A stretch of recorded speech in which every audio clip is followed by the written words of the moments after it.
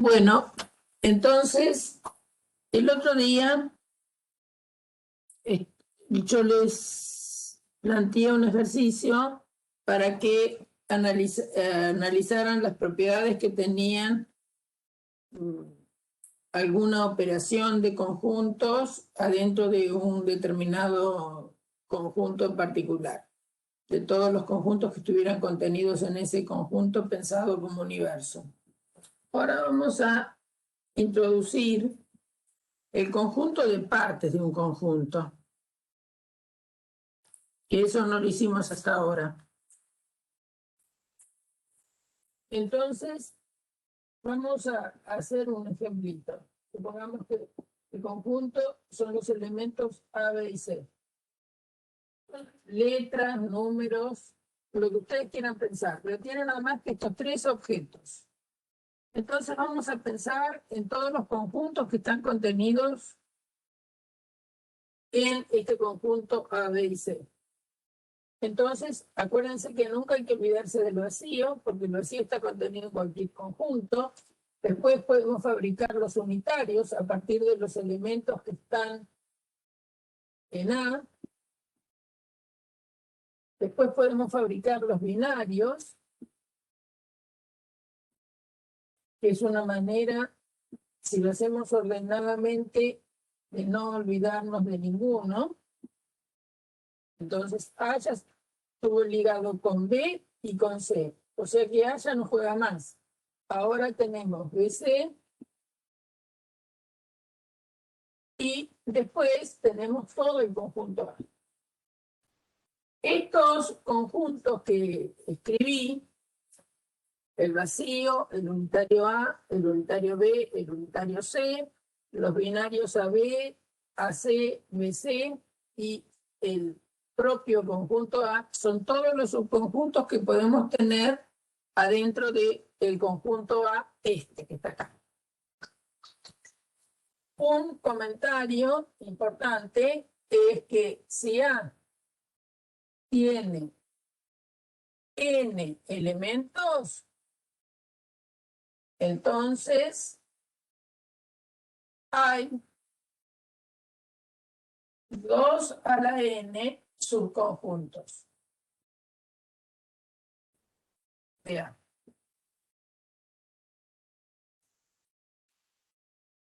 Con estos subconjuntos de A voy a fabricar un nuevo conjunto que se llama las partes de A.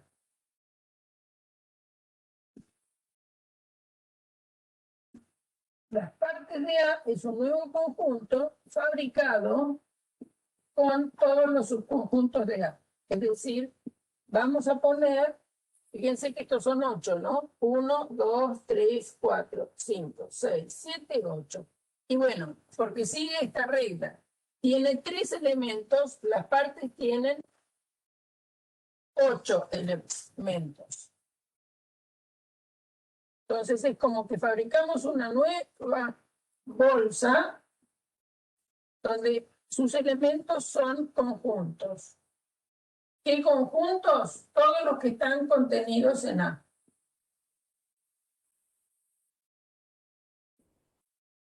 Es decir, que las partes de A es un conjunto de conjuntos. Esto es las partes de A. Dentro de las partes de A, nosotros podemos pensar en varias operaciones. Bueno, ¿qué operaciones? Y bueno, podemos pensar en la unión, la intersección, el complemento respecto de A, que lo vamos a indicar directamente con esta notación, una C chiquitita o una prima, ¿no?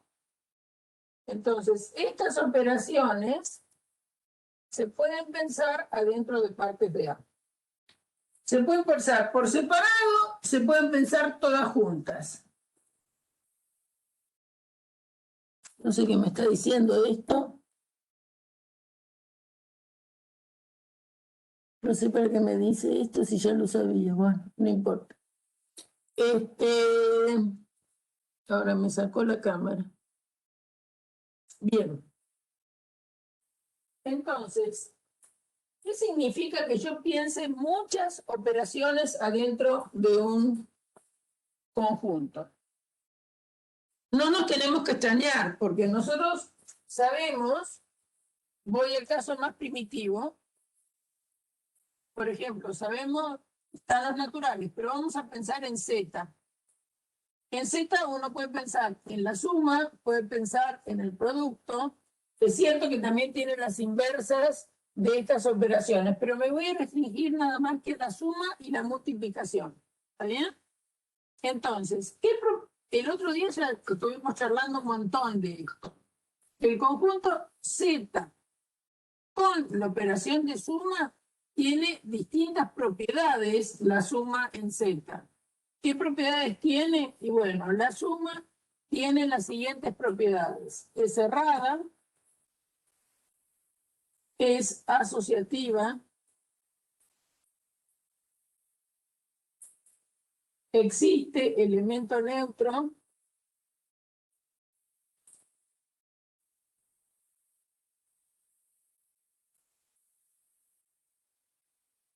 para la suma, estoy hablando de las propiedades que tiene la suma, y todo elemento tiene opuesto.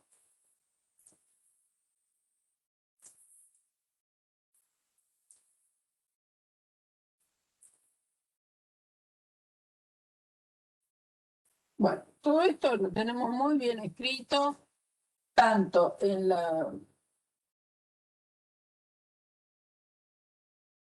los apuntes de Mate 1 como en Mate 0, ¿no? Y también lo hemos repasado el otro día. ¿Qué quiere decir que sea cerrada? Que dados dos números enteros, la suma me da un entero. Lo puedo escribir con cuantificadores, pero acá, por razones de espacio, lo voy a escribir así nomás. Si A y B pertenecen, son enteros, vamos a poner, porque no me gusta. A más B también es un entero.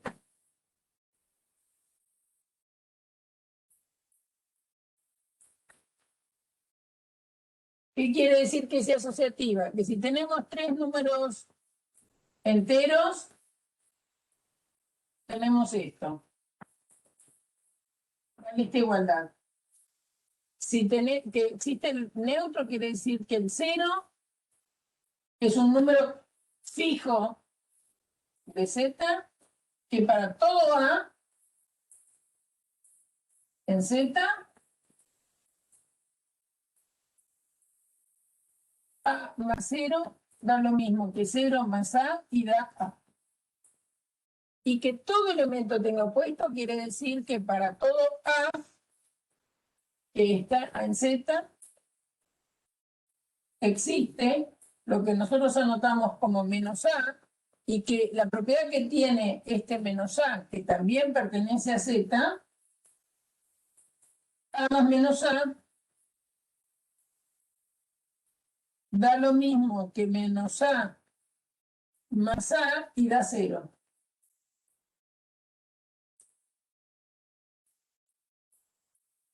Si tuviera nada más que estas cuatro propiedades, 1, 2, 3, 4, diríamos que Z con la suma es un grupo. Pero además verifica que A más B vale lo mismo que B más A.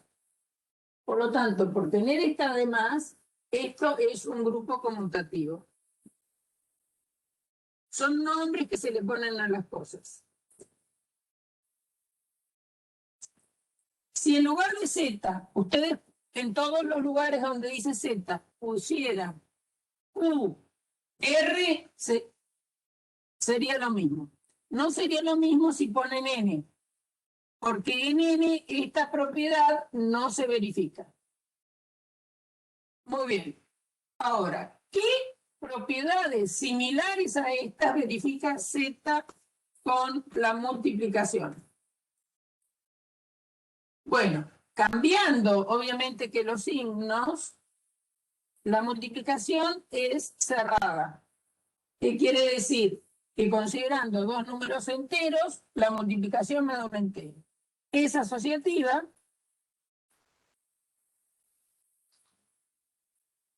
Es decir, considerando tres números enteros, no importa cómo asocie, ¿no? Es decir, A por B por C daría lo mismo que A por B por C. Después, ¿qué otra se generaliza? La existencia del neutro. Acá existe neutro, obvio, ¿para qué? Para puntito, que es otra operación. Y ese neutro es el 1. Y que verifique el 1, que 1 para A da lo mismo que A por 1 y da A. Este es único, ¿no? Ese 1 es único. Y después, una propiedad como estrellita no se generaliza para la multiplicación. No es cierto que para todo número entero haya otro que multiplicado por él me dé 1. Sí, hasta acá paramos.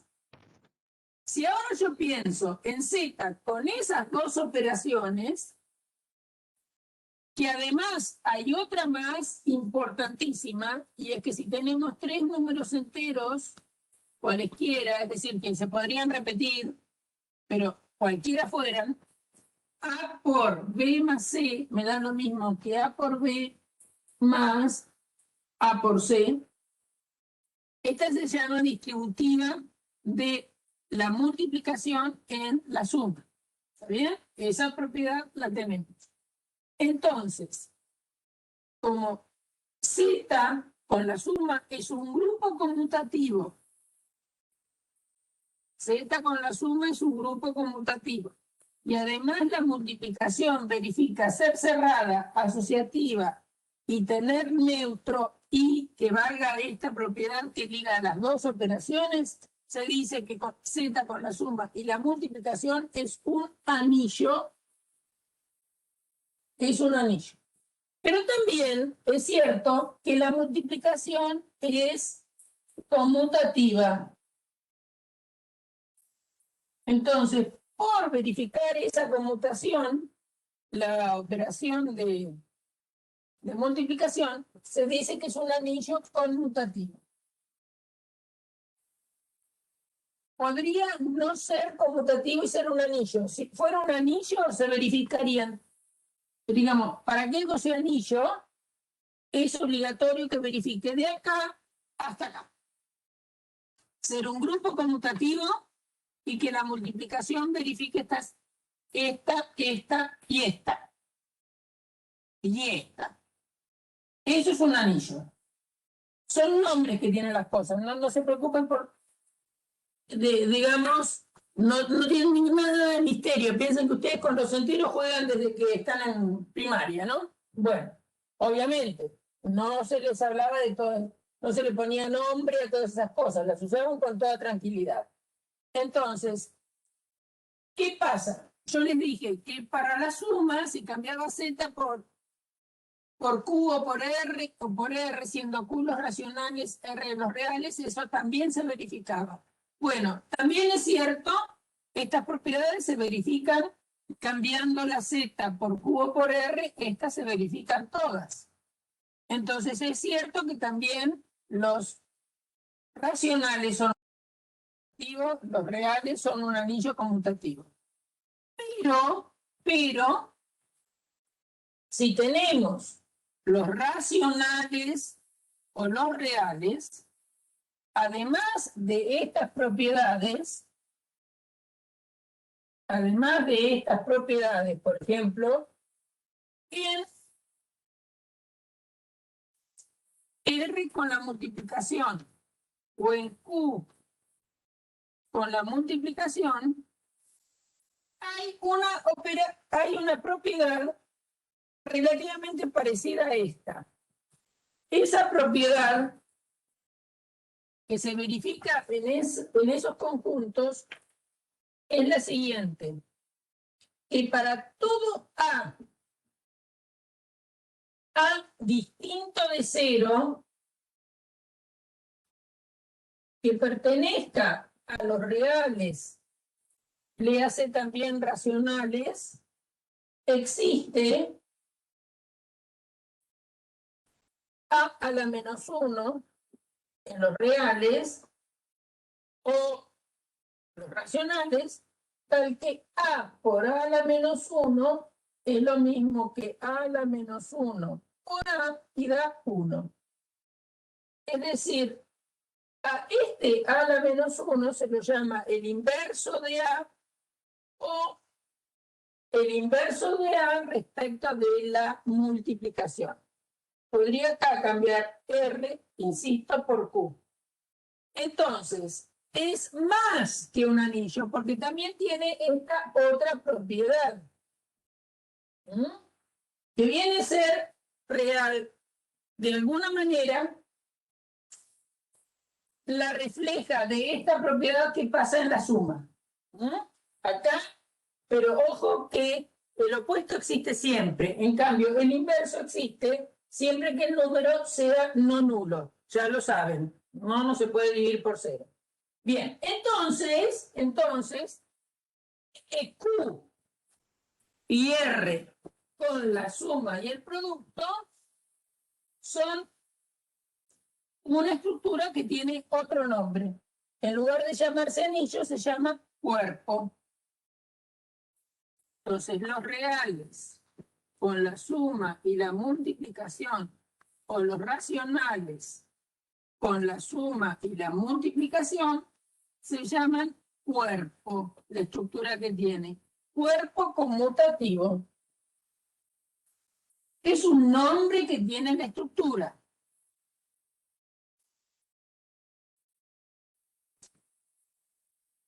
Lo importante es saber qué propiedades tiene. Es un cuerpo conmutativo. Acuérdense que distribuye en la multiplicación.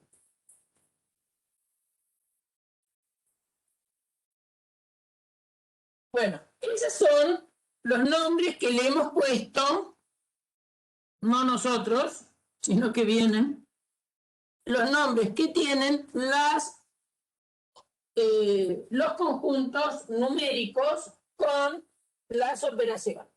Bueno, entonces, ¿qué es lo que uno hace? ¿Qué es lo que los matemáticos han hecho?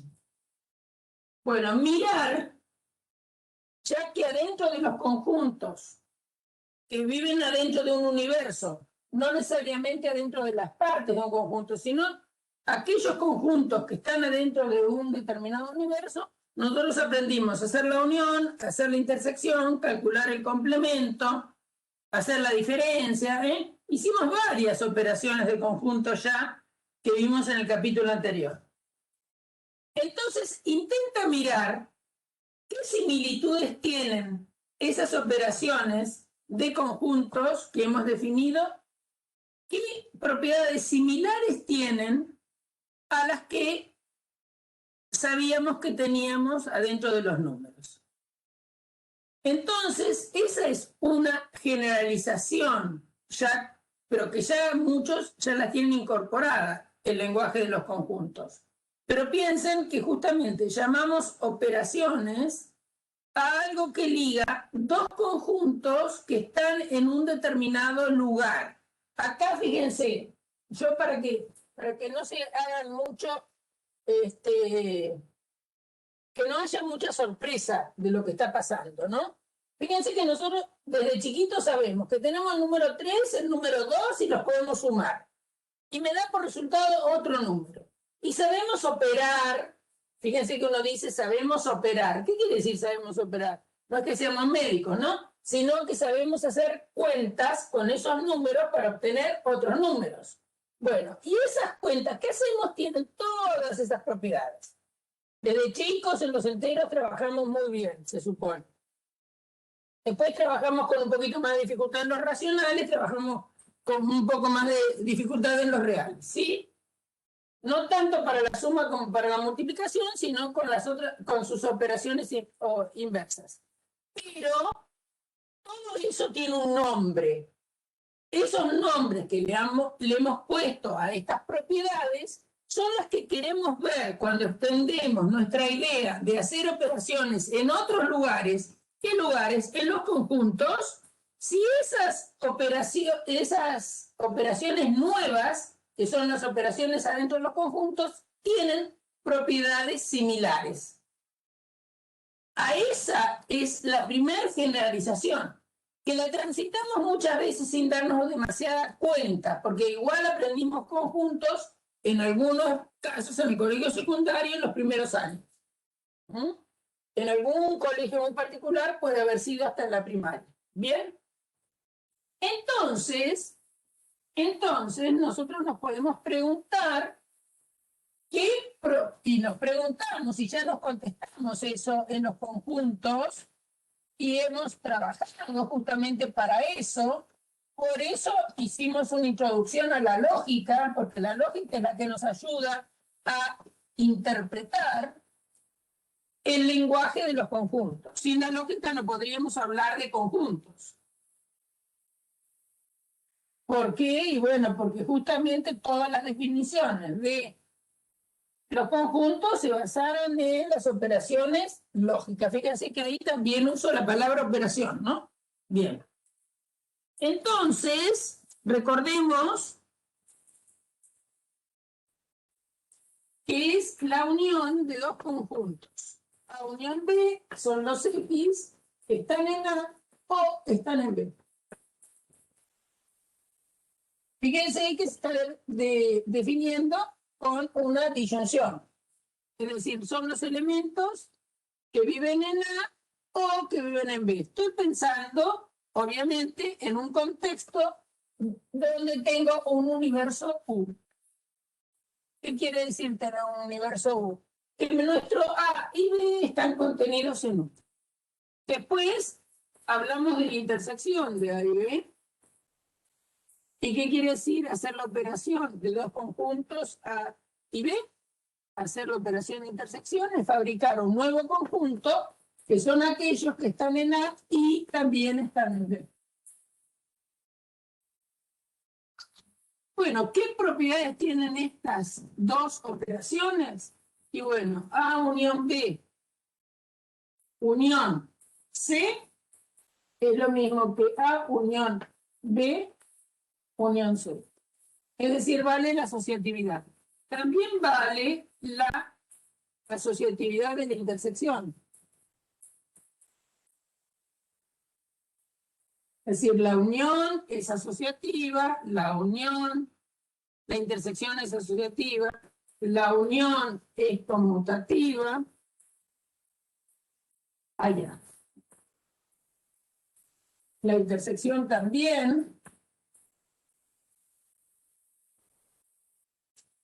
Después sabemos que el vacío unido con A me da A. Y también sabemos que A unión el universo me da el universo. Esto en realidad lo sabemos para cualquier situación como la que voy a escribir ahora. Que si un conjunto F está contenido en H, si F está contenido en H, entonces F unión H me da H. Y que F intersección H me da F.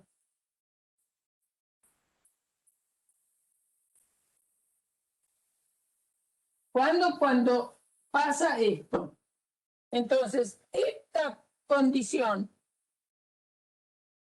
de que si F está contenido en H, la unión me da el más grande y la intersección me da el más chico, es lo que me permite ver que el vacío intersección A me va a dar, perdón, unión A me va a dar A. Es decir, que el vacío es neutro para la unión de conjuntos. Y el universo, es decir, el conjunto que contiene a cualquiera de los que están operando, si lo uno me da este. ¿Qué quiere decir? Que el universo, ¿está bien?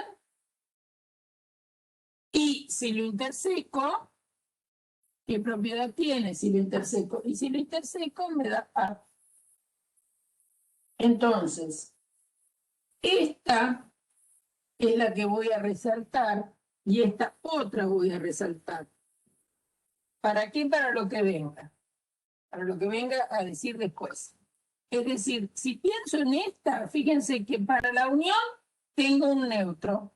El vacío, unión A, cualquiera sea, me da A. Y para la intersección también tengo un neutro. ¿Quién? El más grandote.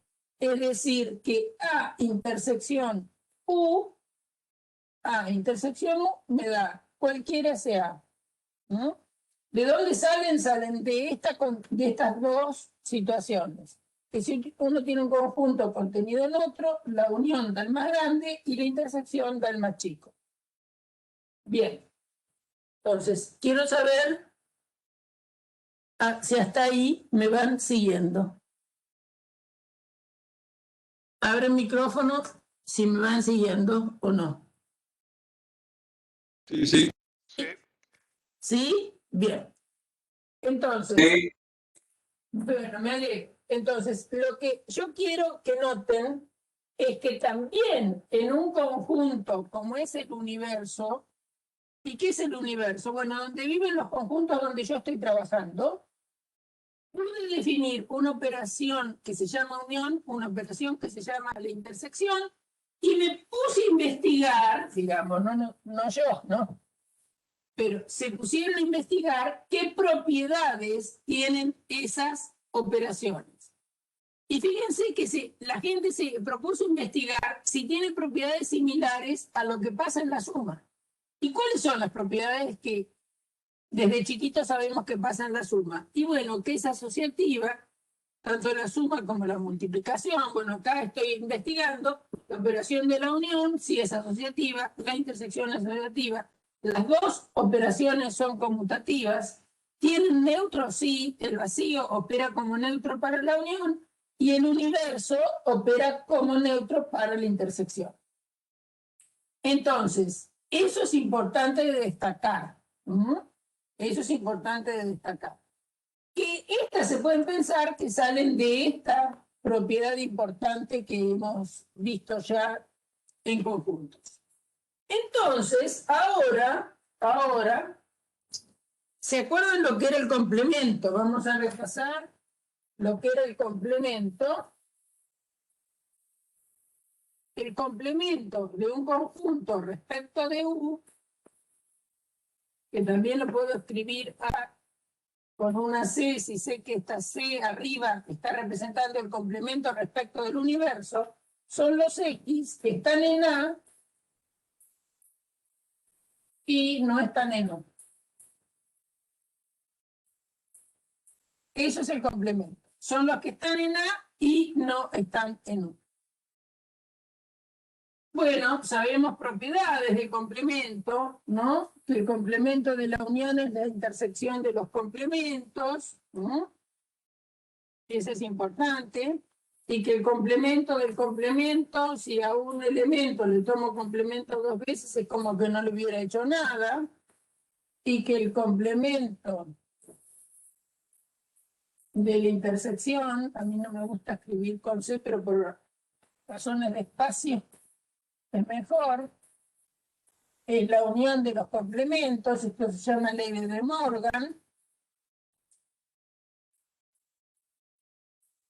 Y después tenemos otra que es al revés que esta, que el complemento de la unión es la intersección de los complementos. Tenemos esas propiedades. Pero entonces, ahora vamos a pensar en estas operaciones adentro del conjunto de partes. Porque el conjunto de partes es un conjunto de conjuntos. ¿Está bien? Entonces, vamos a pensar en todos los conjuntos que están adentro de un conjunto de partes y trabajar con unión, intersección, complemento adentro de ese conjunto.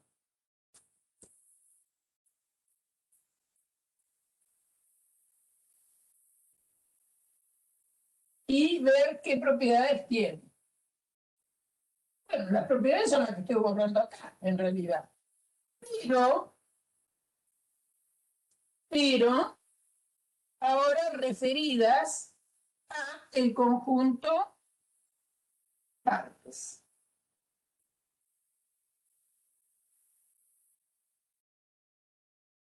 Entonces voy a pensar lo siguiente.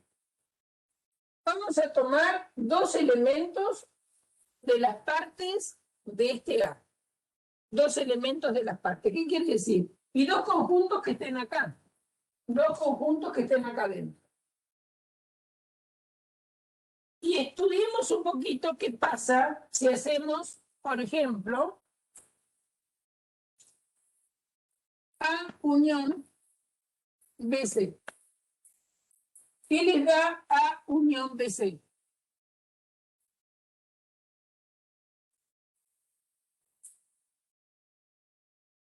¿Qué da A unión BC? ABC, profesora. Da ABC, muy bien. ¿Quién es ABC?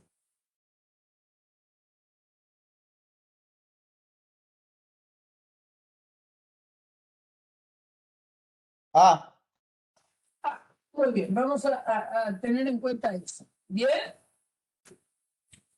¿Qué da A intersección BC?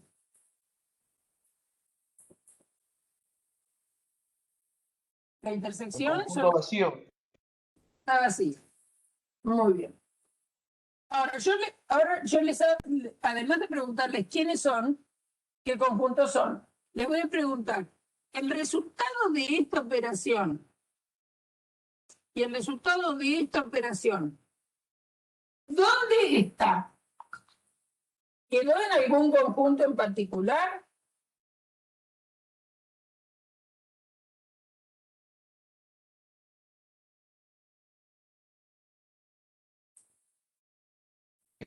Conjunto de partes, profesora. Quedó en el conjunto de partes. ¿Está bien?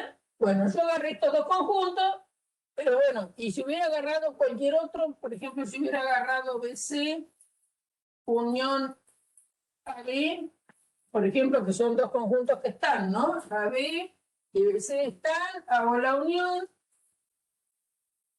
me da ABC, también me da en este caso, ¿sí?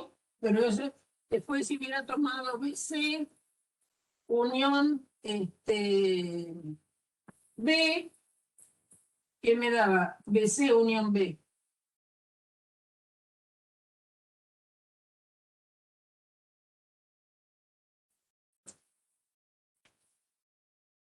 BC, profesora. Queda BC. BC. ¿Está bien? Es decir, que si yo tomo dos conjuntos adentro de A, la unión va a estar en A. Bien, eso, ¿saben por qué es? Por algo que ya vimos el otro día, pero como fue hace un tiempito, quién sabe se olvidaron. Es decir, yo voy a usar una letra que no es ni la A ni la B porque están usadas por acá. Si ustedes tienen un conjunto F contenido en H y un conjunto T contenido en H, es fácil ver que E intersección T sigue estando contenido en H y también E unión T sigue estando contenido en H. Esta es una propiedad importante que verifica la intersección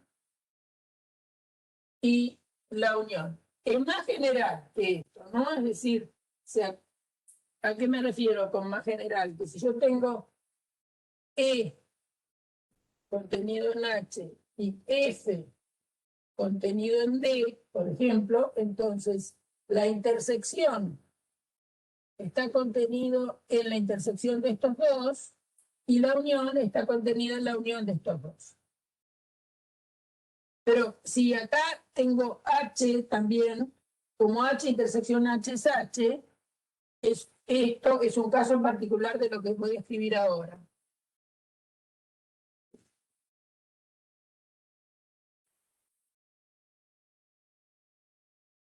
Es como que la unión, fíjense, la unión y la intersección son monótonas respecto de la contención. ¿De dónde? Miren lo que estoy diciendo. Es decir, ¿se acuerdan que si ustedes tenían en los números, el número, por ejemplo, vamos a ver un ejemplo concreto, 3 es menor o igual que 4, ¿no es cierto? Y 5 es menor o igual que 8. Si ustedes suman miembro a miembro estas desigualdades, suman miembro a miembro las desigualdades, quiere decir que hacen 3 más 5, y del otro lado hacen 8 más 4, o 4 más 8. Esto da 8, y lo del otro lado da 12. ¿Y qué relación hay entre 8 y 12? Y de nuevo es menor o igual. Eso se llama monotonía de la suma. ¿Y por qué monotonía? Porque me sigue la desigualdad en el mismo sentido. También hay una monotonía del producto si los números son positivos. Acuérdense que si a una desigualdad la multiplico miembro a miembro por un número positivo, la desigualdad sigue valiendo con el mismo sentido. Estoy hablando, Adriana, 3 menor o igual que 4. El número 5 es positivo, y si hago 3 por 5 me da 15, y si hago 4 por 5 me da 20, y entonces también es cierto esto. El 5, obvio que es positivo, y entonces la desigualdad que tenía originariamente, cuando multiplico ambos lados, sigue valiendo. Entonces se llama monotonía. Bueno, es bastante parecido, si piensan un poquito, a lo que estamos teniendo acá.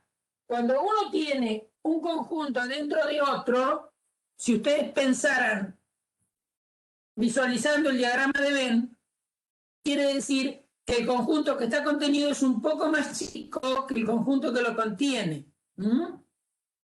Entonces, esas desigualdades, haciendo miembro a miembro, entre comillas, la intersección, y la intersección sigue valiendo, la contención sigue valiendo en el mismo sentido. Lo mismo para la unión. Bueno, por eso yo dije monotonía de la intersección respecto de la contención y de la unión respecto de la contención. Bueno, ¿para qué todo eso? ¿Qué todo eso?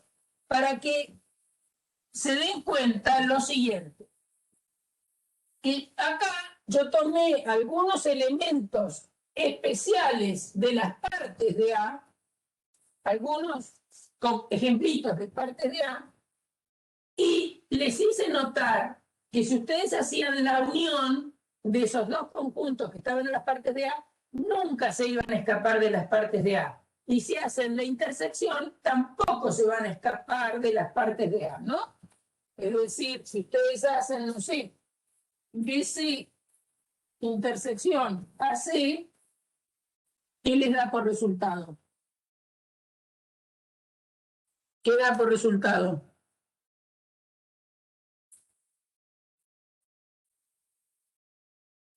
BC intersección AC, ¿qué da por resultado?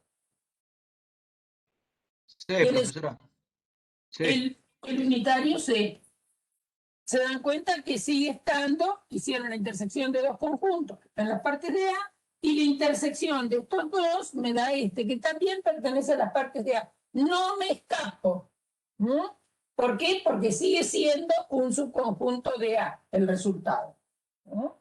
Todo eso pasa porque en realidad tengo esta propiedad. Tenemos esa propiedad. Que si nosotros hacemos la unión de dos conjuntos que están contenidos en otro, porque nuestros conjuntos de las partes de A todos están contenidos en A. Entonces, si hacemos la unión de cosas que están contenidas en A, va a ser otra cosa contenida en A. Si hago la intersección de dos cosas contenidas en A, no sé si dije unión o intersección, bueno, la unión de dos cosas contenidas en A va a quedar contenida en A. Si hago la intersección de dos cosas contenidas en A, va a seguir contenida en A. Eso, que es lo que dice esta propiedad, sigue pasando para este A en especial, y estos son todos los subconjuntos de A. Entonces, ¿qué es lo que les quiero vender? Les quiero vender la siguiente situación. a muy bajo precio, no se asusten. La unión en partes de A es cerrada.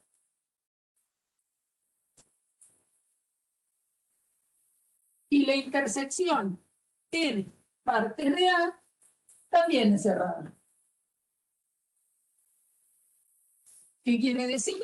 Que tomo dos elementos del conjunto partes de A, este o cualquier otro que fuera A, la intersección se queda dentro va a ser un subconjunto de esas partes, va a ser un subconjunto de A, es decir, va a ser un elemento de las partes, y la unión va a ser también un subconjunto de A, es decir, va a vivir en las partes de A. Entonces, la unión es cerrada, la intersección es cerrada. Bueno, lástima que borré algo que no tendría que haber borrado. Pero bueno, me apuré. Entonces, ahora vamos a mirar el comportamiento del complemento acá adentro. Bien. Entonces, quiero que me digan cuál es el complemento de este conjunto respecto de A. Lo escribo así para que nadie dude de dónde estoy tomando complemento. El complemento del unitario A adentro de A. Es decir, qué cosas están en A y no están en el unitario A. Qué cosas están en A y no están en el unitario A. BC, profe. BC, muy bien, chicos. Bien, ahora quiero que hagamos lo siguiente. Que hagamos A unión BC, que lo hicimos hace un ratito.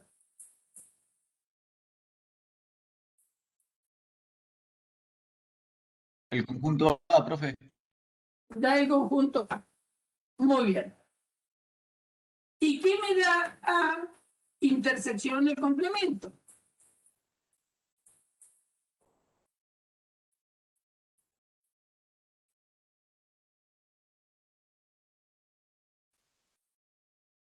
¿Quiénes viven a la vez en este conjunto y en este? El vacío, profe. El vacío. No hay ningún elemento que esté simultáneamente en A y en BC. Da vacío. Es decir, que el vacío, ¿no?, son conjuntos muy particulares que están en las partes de A. Porque ya hemos dicho hace un ratito que el vacío unido con cualquier otro conjunto, esté o no en las partes de A, supongamos que lo llamo X, me va a dar X. Para cualquier X que se me ocurra, supongamos que X pertenece a las partes, es un conjunto que pertenece a las partes de A. Es decir, que el vacío es neutro para la unión. Neutro para la unión. ¿Y qué pasa si hacemos X intersección A? Como X está contenido en A, la intersección me da el más chiquito por algo que hemos escrito ya, y esto va a ser X. Entonces, A es el neutro para la intersección. Entonces, vamos a tomar todo junto, y que es lo siguiente. Miren esta condición. ¿Qué pasa si en lugar de tomar A y este que es su complemento, yo hubiera tomado, por ejemplo, B, AB? ¿Quién es el complemento de AB? C, ¿no? Complemento de AB. Respecto de A, ¿no? A es este, ABC. ¿Cuál es el complemento? Sería C, ¿no? Sería C. ¿Qué pasa si hacen la unión de C con su complemento? Da el vacío. La unión, Ah, no, el conjunto A, el conjunto A. da el conjunto A. ¿Está bien? Entonces, Entonces, fíjense que y si hago la intersección,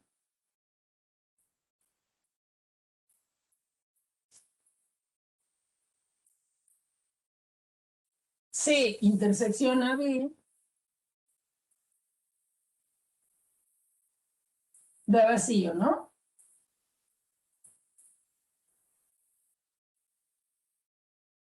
¿Sí? Entonces, cada conjunto de las partes de A, porque todos los... A ver si están de acuerdo. Todos, miren todos los que viven en partes de A. El complemento de AB me da BC. El complemento de B me da AC. El complemento de C me da AB. El complemento del vacío me da A. Y acuérdense que el complemento del complemento puede ser el mismo conjunto, o sea que todos los complementos de los elementos que están acá adentro siguen estando acá adentro. Entonces, un conjunto, unión, su complemento me da el total. Y un conjunto, intersección, su complemento me da el vacío. ¿Sí?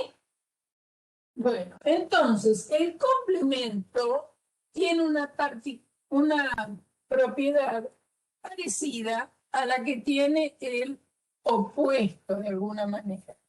¿No? Tiene una propiedad parecida a la que tiene el opuesto en la suma. Parecida, obvio que no es igual porque la unión y la intersección no son como la suma y la multiplicación, ¿eh? Pero tienen un dejo de similitud.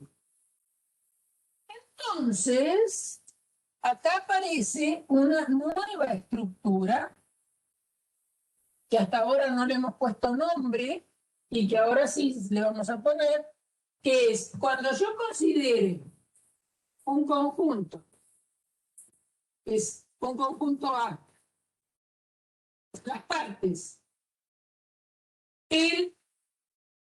para que tenga sentido y no colapse todo, lo voy a pensar distinto del vacío. La unión, la intersección, el complemento respecto de A,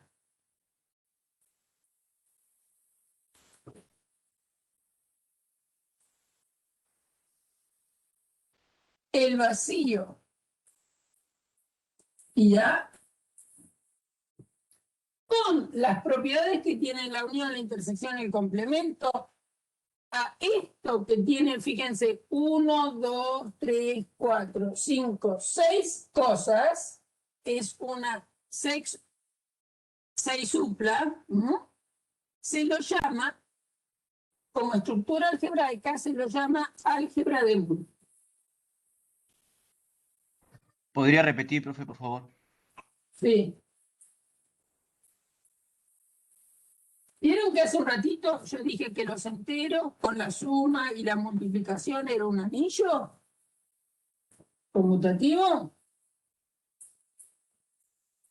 Un anillo conmutativo era un conjunto con dos operaciones que verificaban un montón de propiedades. Bueno, ahora tengo un conjunto que son las partes de un conjunto no vacío. La operación de unión, la operación de intersección, la operación de complemento, el conjunto vacío y el conjunto A. ¿Quién es A? Del cual estoy tomando las partes, con todas las propiedades que verifica, es lo que se llama un álgebra de Boole. ¿Qué propiedades verifica? Vamos a ver. Vamos a escribir las propiedades que verifica. Entonces acá tenemos un ejemplo y vamos a pensar en las propiedades que yo les destaqué adentro de esas operaciones adentro de ese conjunto. Vamos a escribir las propiedades que tienen la unión, la intersección adentro de ese conjunto. Algunas son que si X, pongamos X y elementos X y Z elementos de partes de A. Acuérdense que los elementos de partes de A, los vimos recién en un ejemplito, era el conjunto unitario, el vacío, etcétera, etcétera, etcétera, el unitario 1, el unitario, no, era ABC, ¿no? El unitario A, el unitario B, el unitario C, el binario AB, y bueno, yo les destaqué algunas propiedades que tenían cuando hacíamos operaciones. Vimos qué propiedades tienen. Propiedades que tienen la unión, la intersección, el complemento, el vacío y A adentro del conjunto partes de A. Bueno, una propiedad es que X unión Y da lo mismo que Y unión X. Otra propiedad, que X unión Y unión Z da lo mismo que X unión Y unión Z. Después, lo mismo para la intersección.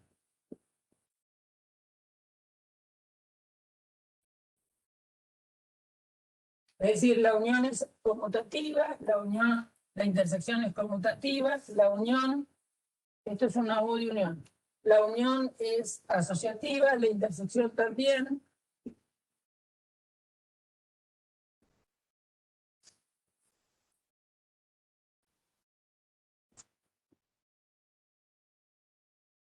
Después tenemos que la unión se distribuye en la intersección.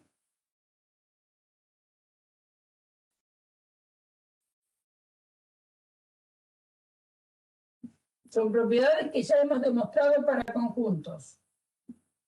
Y acá yo estoy trabajando en un conjunto.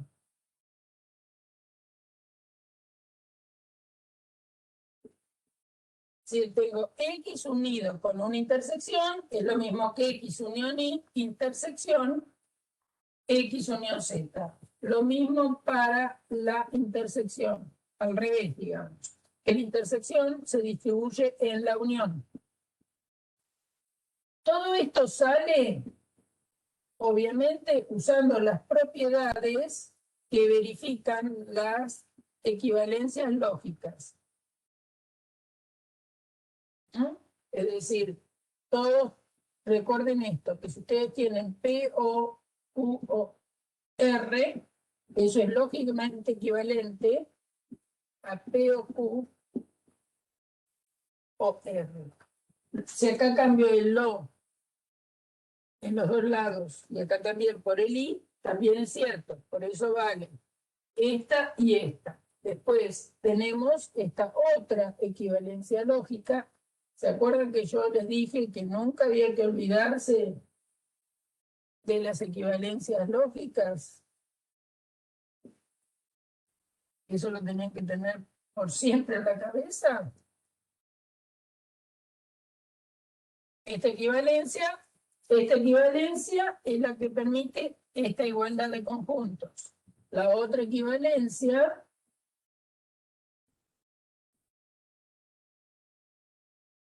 ¿cuál otra? A esta me refiero.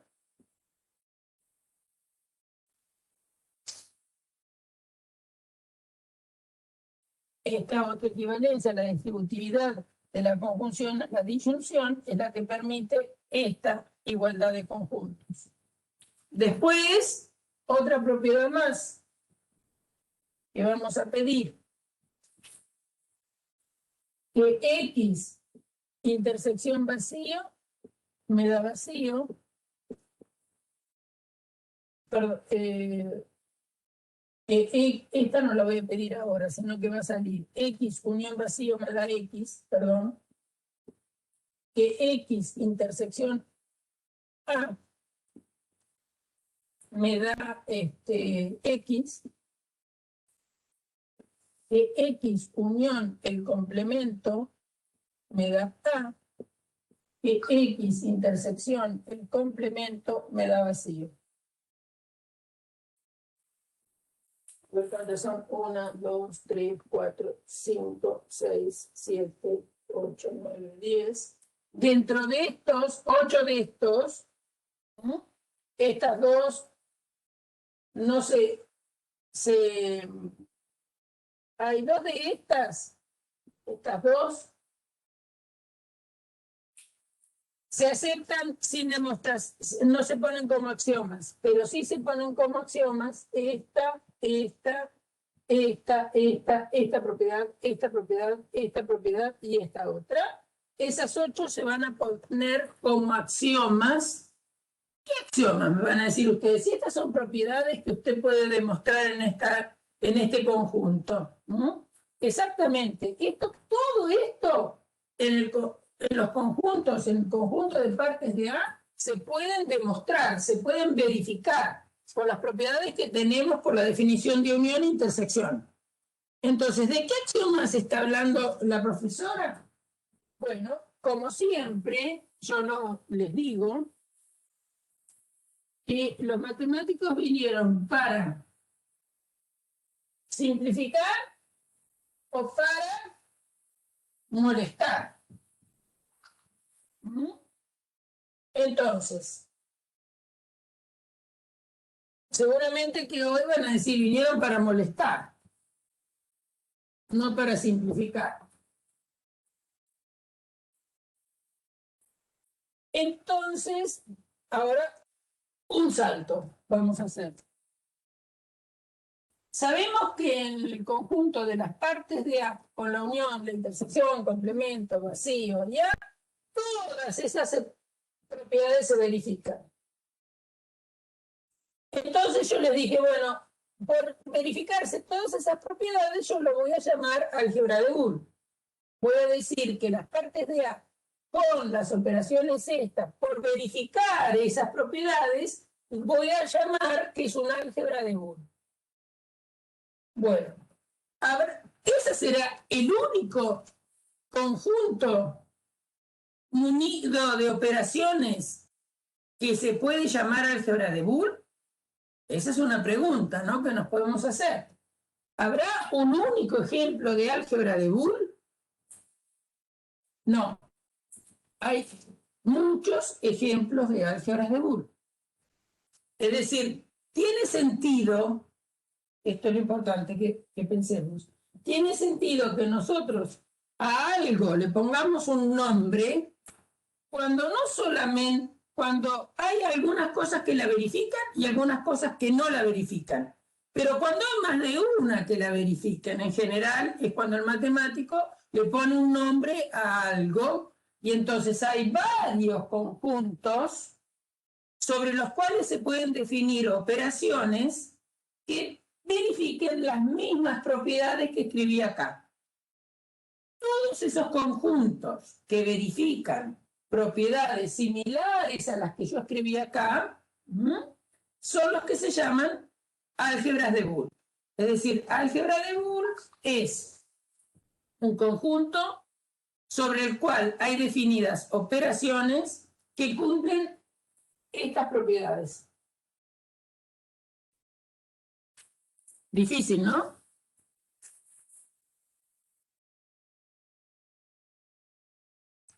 ¿Se entiende? ¿Se entiende lo que estoy hablando? Sí, sí. Bueno, más o menos. Más o menos, ¿no es cierto? Me perdí en la última parte. Bueno, yo digo, primero que todo, ¿entendieron que adentro de las partes de un conjunto estas propiedades se verifican? Es decir, si yo tengo dos conjuntos adentro de las partes de A, si hago la unión, da lo mismo que la haga para los dos lados, ¿no? La unión es conmutativa, ¿están de acuerdo o no? Sí, sí, las propiedades Eso quedaron sí, ¿no? claras.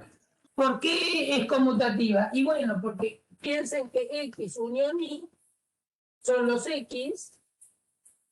Siempre tienen que pensar en la lógica, chicos. ¿Están en A, en X o están en Y?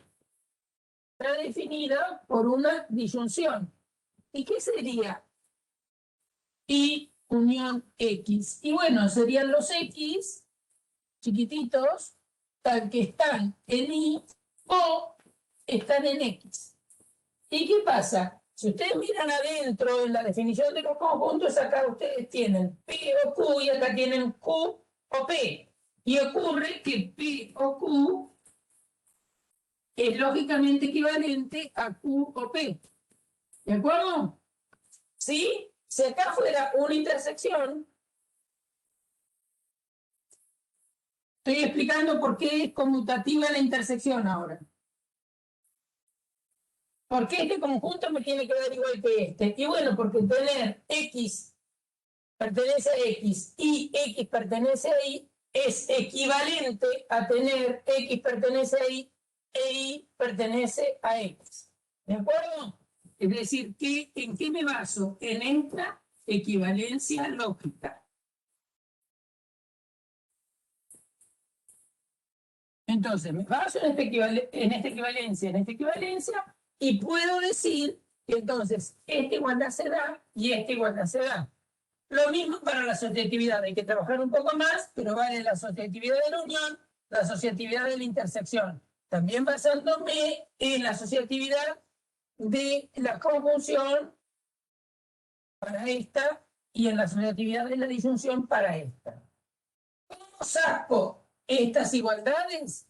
Basándome en la distributividad de la disyunción en la conjunción y esta igualdad en la distributividad de la conjunción en la disyunción. Igualdades. Después, por definición del conjunto vacío, sale que la unión de X con el vacío me da X. Por estar X contenido en A, sale que X intersección A me da X. Por definición de complemento, sale que X unión su complemento me da A, y por esa misma definición de complemento sale que X intersección el complemento me da vacío. Bueno, todas estas propiedades se verifican adentro de partes de A. Entonces, yo les dije, partes de A con esas operaciones y estos dos conjuntos especiales, que son el vacío y el A, que obviamente están adentro de las partes de A, por verificar esas propiedades se llama álgebra de Boole. Así como tenemos que algo con una operación se llama grupo conmutativo, algo con dos operaciones se puede llamar anillo o cuerpo, bueno, algo, ¿qué es algo? Esto. Con estas operaciones y estos dos elementos particularísimos se llama, por las propiedades que tienen, que son todas aquellas, se llama álgebra de Boole. Bien. Es un nombre. ¿Se entiende eso? Metimos un nombre, bautizamos. ¿Sí? Sí, sí. Así. ¿También? Así como algo se llama gato, porque es peludito, tiene colita, sabe trepar, sabe, qué sé yo, hacer un montón de piruetas, le gusta comerse los ratones, se sube arriba de uno, se sube a los árboles y asusta a los perros, bueno, todo eso lo llamamos gato. ¿Está bien? Bueno, algo que sea un conjunto con esas operaciones que verifique todo esto se llama álgebra de Boole. ¿Sí? Si no tiene alguno de esos, no es una álgebra de Boole. No sería un álgebra de Boole. Tiene que tener estas cosas con estas propiedades. Si no lo fuera, no sería un gato, por ejemplo. ¿Está bien? Bueno, Bien. no sería un álgebra de Boole. ¿De acuerdo? ¿Entendido? ¿Siempre sobre conjunto, profe? No. ¿Siempre sobre un conjunto? No. Los elementos van a vivir en un conjunto, eso sí, pero no es no solamente las partes. Esto es un ejemplo de álgebra de Boole. Es un ejemplo de álgebra de Boole. Así como los enteros, la suma, multiplicación y la suma y la multiplicación son un anillo por las propiedades que tienen, hay otros ejemplos de anillos. ¿Está bien? Hay otros ejemplos de cuerpos, además de los reales o los racionales. Bueno, acá hay otros ejemplos de álgebras de Boole. Ahora vamos a ver. Entonces, vamos a hablar más en general. vamos a hablar un poco más en general. Entonces, vamos a pensar en una B cursiva a propósito, donde B es un conjunto distinto del vacío, sobre el cual hay definidas unas operaciones que voy a llamar como si fuera una disyunción, una conjunción, pero no son la disyunción y la conjunción, ¿eh? Son operaciones que se anotan de esta manera. Una operación que vamos a llamar prima, un elemento que voy a llamar 0 y un elemento que voy a llamar 1, que en general no tienen nada que ver con el 0 y el 1 de los números, ¿eh? No tienen nada que ver con el 0 y el 1 de los números en muchas situaciones. Cuando 1, 2, 3, 4, 5, 6, cuando un sexteto como esto se lo va a llamar álgebra de Boole. Ahí está el asunto. ¿Cuándo lo voy a llamar álgebra de Boole? Cuando replique de alguna manera las propiedades que vimos que pasaban en las partes de A con la unión y la intersección.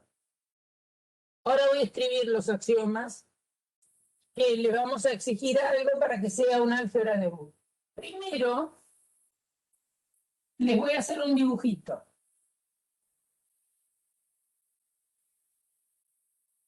Sí, voy a hacer lo siguiente. Si un conjunto F está contenido en un conjunto H, estos piénsenlo como conjuntos. Son conjuntos F y H. F está contenido en H. Voy a escribir a F abajo y voy a hacer una flechita hacia H. Entonces, es una manera simbólica de escribir que F está contenido en un conjunto H. Entonces hago una flechita que va para arriba. Escribo a F abajo de H. Eso significa graficar, es una manera de graficar, no quiere decir que sea simplemente graficar, esta relación entre conjuntos. El conjunto F va abajo de H.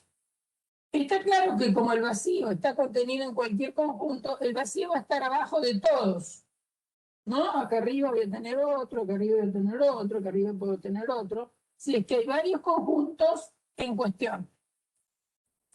Con esa idea vamos a dibujar cómo me quedan las partes de A, el A de hace un ratito y sus partes. Lo tendría que haber hecho antes de borrar, discúlpenme. Las partes de A, acuérdense que eran el vacío, el A, el B, el C, el ABC, el A.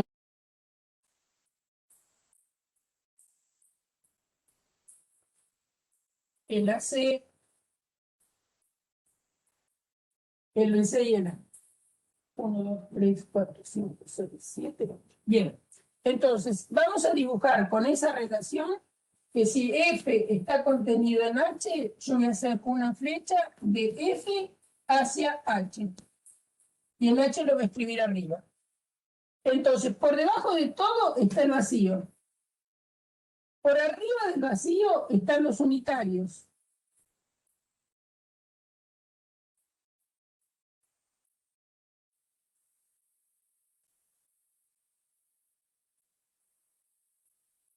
Después, AB contiene tanto al unitario A como al unitario B. Entonces, acá voy a hacer una flecha y otra flecha que salen desde A y desde B hasta el binario AB. Después, como B y C están contenidos en BC, va a salir una flecha hasta el BC. Y después hay otra flecha que sale de A y de B a C. Y todos de estos tres binarios sale una flecha a A. Esto, si ustedes lo miran bien, y yo lo pudiera dibujar bien, es como si ustedes agarraran un cubo y lo paran en una de las. Sí, se ve como un cubo. Tiene que ver como un cubo parado sobre una arista, que la más chiquitita es el vacío y la más grande es el A. Eso es lo importante de ver. Es decir, que el vacío, como está contenido en todos, hay un caminito del vacío hacia cualquiera de ellos. Es decir, no repito, por ejemplo, cuando tengo F contenido en H y H contenido en T, no hago solamente una flecha que va hago así, tengo F, tengo H y tengo T. No hago una flecha entre F y T. Se supone que si tengo un camino, voy por la contención. Entonces, fíjense, el vacío está contenido en A. El A está contenido en AB. Y de AB voy a ABC. No hago una flecha del vacío a ABC, porque tengo un caminito que voy. ¿Está bien? Lo mismo. De B estoy en AB. De AB estoy en ABC. ¿Está bien? De B estoy en BC. Y de BC también voy a B. Siempre tengo un camino para ir. Entonces, ven, el vacío quedó abajo de todo. Y el A quedó arriba de todo. Es decir, a un elemento que esté por arriba de todo, es lo que se llama 1 en el álgebra de 1. Que no es el 1 de los números, repito, es algo que viene de otro lado, digamos, de conjuntos ordenados. Y el 0 es el más chico de todos. Que en el caso de las partes, ¿se acuerdan que yo había dicho? Las partes de A tenía unión, intersección, complemento, vacío y A. El vacío está por abajo de todo, viene a ser el 0 genérico, y el A, que está por arriba de todo, viene a ser el 1 genérico.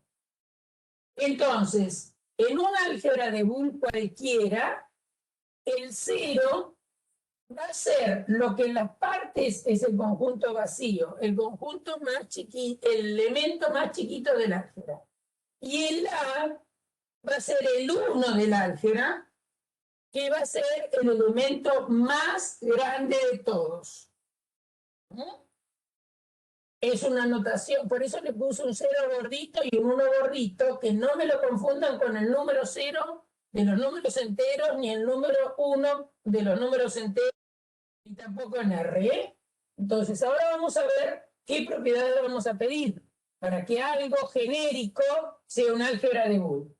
Acá, en el dibujo de las partes de A, haciendo esta convención de que un conjunto está contenido en otro, entonces marco una flecha, el vacío me queda por abajo de todo y el A me queda por arriba de todo. Y esto fabrica un cubo. Bueno, eso dicho, vamos a pedir los axiomas para tener ahora definido lo que es un álgebra de Boole. Un álgebra de Boole es un conjunto no vacío cuyos elementos deben verificar.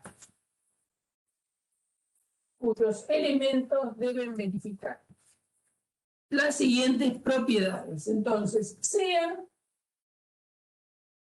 X y Z en el conjunto B. Aquel B distinto del vacío. Entonces, ¿qué le voy a pedir?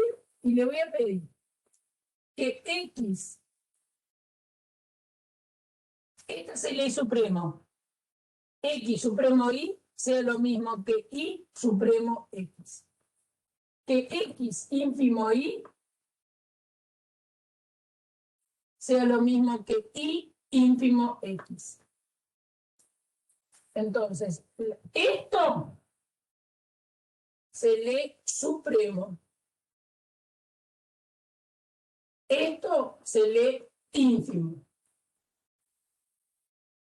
Es decir, el supremo de dos elementos tiene que ser más grande o igual que los dos elementos. Mayor o igual que X, mayor o igual que Y, eso es lo que se llama X supremo Y. Y el ínfimo tiene que ser menor o igual que cada uno de los elementos. Después, vamos a pedir que el ínfimo se distribuya en el supremo.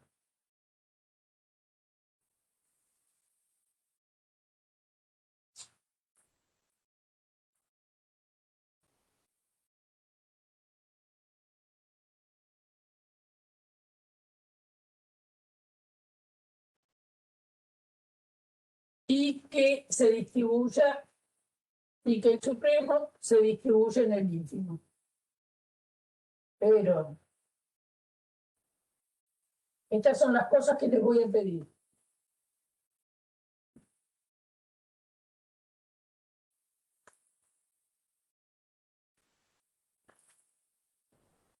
Estas salen, pero bueno, las voy a poner igual, aunque salgan.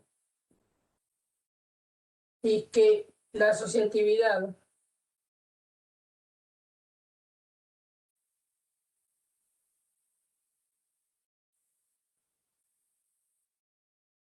Profe, medio como que no se estaría entendiendo. no se ve. Claro, se ve medio brilloso.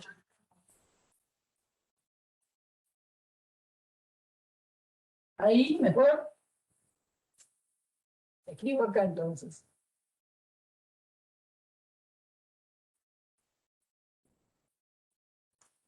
Acá se ve mejor.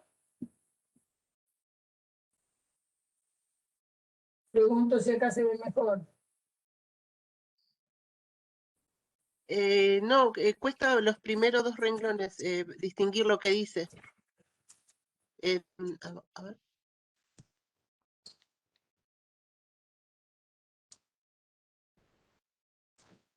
Sean acá. Sean X y Z en B. Entonces, X supremo Y es lo mismo que Y supremo X. X ínfimo Y es lo mismo que Y ínfimo X. Lo que les decía es que este techito se lee supremo. Y este otro para abajo, digamos, se lee ínfimo. Entonces, el supremo es conmutativo, el ínfimo también. El supremo se distribuye, perdón, el ínfimo se distribuye en el supremo se distribuye en el ínfimo. El ínfimo es asociativo, el supremo también. Después vamos a pedir que cualquier elemento, cualquier supremo vacío me dé X. Y cualquiera sea X, ínfimo, B, perdón, ínfimo, volví a poner vacío, disculpen. Supremo 0 gordito, me dé X. Esto está queriendo decir que el 0 es más chico que cualquiera. Y después X ínfimo 1 me da X. Esto está queriendo decir que el X, que el 1 es más grande que cualquiera. Porque cualquiera sea el X, el ínfimo entre X y 1 me da X. Ahora voy a hacer un dibujito de esto. Que X supremo, su complemento, me da el 1. Y que X ínfimo, su complemento, me da 0. Acuérdense que estos no son el 1 y el 0. A ver si lo escribí todos. 1, 2, 3, 4, 5, 6, 7, 8, 9, 10. Y ahí escribí todo. Estas, hay unas que no están como axiomas, pero las puse igual porque son importantes. Estas dos propiedades, lo que está diciendo que el dibujito de esta álgebra de Boole tiene el 0 acá abajo y el 1 acá arriba. Y después que si agarro dos elementos cualquiera, X e Y, el supremo está por arriba y el ínfimo está por abajo de ellos dos. Esa es la idea que hay adentro de un álgebra de Boole. Es decir, esto es lo que tiene que pasar. Dados dos elementos, el supremo es uno que está por arriba y el ínfimo es uno que está por abajo. Puede coincidir con alguno de los dos, pero en general visualizamos de esta manera, ¿no? El supremo está por arriba de los dos o es igual, y el ínfimo está por abajo de los dos o es igual a alguno de los dos. El 0 es el más chico de todos por esta condición, y el 1 es el más grande de todos por esta condición. Es decir, asociada a un álgebra de Boole, hay asociado un orden. Ahora, ustedes van a ver que en el apunte también se dice que se pueden reemplazar en notación, el supremo con un más y el ínfimo con un punto. Es decir, notación, esta notación 1 es esta. Hablar de un álgebra de Boole con estas operaciones. Notación 2 sería esta. Estoy pensando en lo mismo, pero en lugar de llamar supremo voy a indicar con un símbolo de más. En lugar de un ínfimo voy a pensar como si fuera un símbolo de multiplicación. El complemento se llama igual, el 0 se llama igual y el 1 se llama igual. Y entonces los axiomas, todos aquellos se pueden reescribir en términos de más y punto. Son los mismos, pero con otra notación. Bueno, a ver qué hora es. Bien. No sé.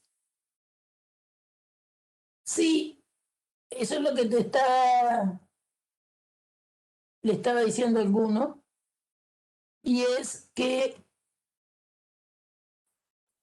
además de escribir con símbolo de supremo e ínfimo, se cambia el sub por más y el punto por el ínfimo. Entonces, todo esto, todos estos axiomas, se pueden cambiar, ya lo hacemos. Acá voy a poner un más, acá voy a poner un más, pero no es la suma de 1 más 1, 2, ¿eh? Es una, y tampoco es la multiplicación de 2 por 1, 2. Es una cosa simbólica. Que en la, a ver qué porquería era esto.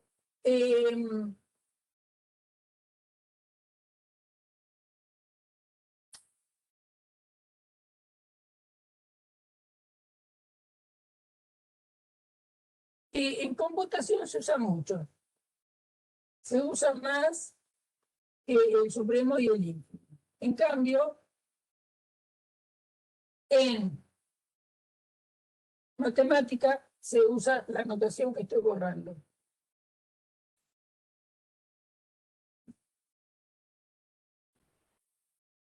Es cuestión de notación, nada más.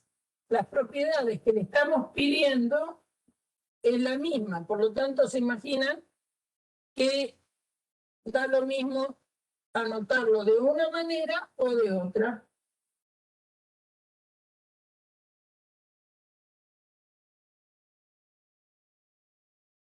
La suma del total, la multiplicación, me da. ¿Bien? Bueno, entonces vamos a parar acá. Entonces, un álgebra de Boole es un conjunto no vacío, acá, que tiene dos operaciones binarias que son, llamémosla, estas dos, son la misma cosa, porque tienen que verificar las mismas condiciones, simplemente se anotan distinto, se llaman supremo. Estas dos son la misma cosa, se llaman ínfimo, porque verifican las mismas condiciones. Ya les cambié cuando escribo más y punto. Este es el complemento, un área, porque se aplica a un único elemento. Hay dos operaciones cero varias, si quieren, que son el 0 y el 1. ¿Qué verifica el 0 y el 1? Bueno, estas condiciones. Son el más chico de todos, es el 0, es el más chico de todos, y el 1 es el más grande de todos. Son neutros, fíjense que el 0 es neutro para esta operación más, y el 1 es neutro para la operación punto o ínfimo. Bien. Vamos a un recreo y ahora vamos a ver otra álgebra de Boole distinta del conjunto de las partes. Bueno, es y 32. 4:30, o sea que 5 menos cuarto. 5 menos cuarto, volvemos. No se pierdan por el camino, ¿eh? Al mismo lugar volvemos.